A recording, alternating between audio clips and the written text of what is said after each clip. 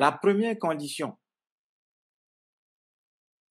pour qu'un peuple triomphe d'une tyrannie, d'une dictature qu'il combat, c'est de désobéir à ses lois et à ses prescriptions et à ses ordres. La victoire contre la tyrannie commence par la désobéissance à ses lois, à ses ordres et à ses prescriptions. Donc, si on obéit, si on continue à obéir aux normes édictées par le pouvoir en place, ça veut dire que véritablement, on n'est pas dans une logique de révolution.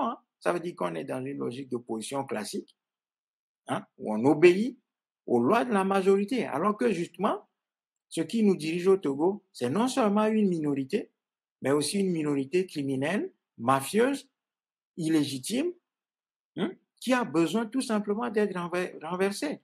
Donc, on ne peut pas demander au peuple d'obéir à la fois aux normes, aux lois, aux règles prescrites par le pouvoir, et de l'autre côté dire qu'on le combat. Non. Donc, il faut désobéir. Nous sommes dans un cas clairement de révolution où la première condition pour y arriver, c'est de désobéir aux normes et aux lois que prescrit cette tyrannie. Donc, oui, il est possible de changer d'itinéraire clairement et nettement.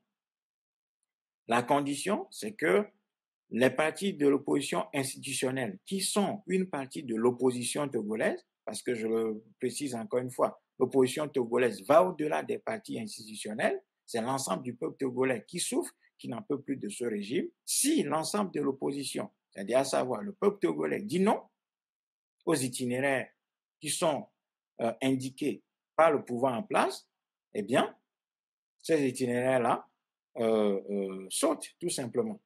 Donc oui, il y a une possibilité, mais ça nécessite disons que ça nécessite ce que j'appelle le renforcement de nos capacités. Ça veut dire qu'il faut refaire, il faut analyser autrement la situation.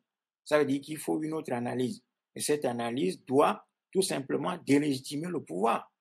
Cette analyse doit refuser ce pouvoir tout simplement comme un interlocuteur valable du peuple togolais.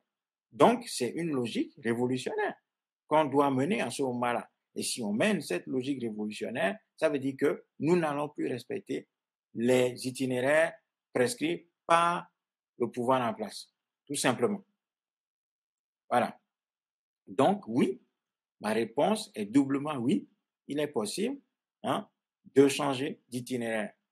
Voilà, c'est la seule condition ici, c'est notre volonté de ne plus suivre les prescriptions de ce pouvoir à partir d'une réinterprétation de la situation.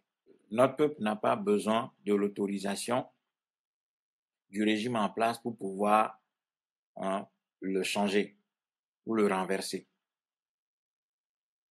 Nous ne pouvons pas vouloir combattre le régime avec son accord. Non, c'est une contradiction. C'est une contradiction. Nous ne pouvons pas vouloir combattre le régime en place avec son accord et son consentement. Si nous voulons combattre le régime, ça veut dire que nous devons aller contre ses prescriptions et ses lois. C'est une logique. On ne peut pas, d'un côté, obéir aux prescriptions de ce pouvoir et de l'autre côté, dire qu'on le combat. Non. Ce pouvoir est un pouvoir criminel, illégitime, sanguinaire, fondé sur le sang du peuple togolais. Donc, ces normes sont tout à fait illégitimes. C'est un ordre tyrannique. Partant de là, nous devons le combattre en tant que tel. Ça veut dire qu'il faut entrer dans une situation de désobéissance révolutionnaire. Voyez? Et la désobéissance révolutionnaire veut dire que nous ne pouvons plus, nous ne devons plus nous plier aux itinéraires tracés par le régime en place. Si nous continuons à lui obéir, bon, ça veut dire que nous avons échoué avant même de commencer. C'est ça le problème. Voyez? Donc, il faut réinterpréter la situation, faire de ce régime un interlocuteur discrédité, ce qui veut dire que ce n'est pas un interlocuteur, ce qui veut dire que c'est un adversaire, c'est à la limite un ennemi, puisqu'il faut appeler les choses par leur nom. Ce régime est l'incarnation de la colonisation de nos peuples et ainsi décrit, nous ne pouvons pas considérer ce régime comme un régime normal qui prescrit des normes, des itinéraires et des règles qu'on doit suivre.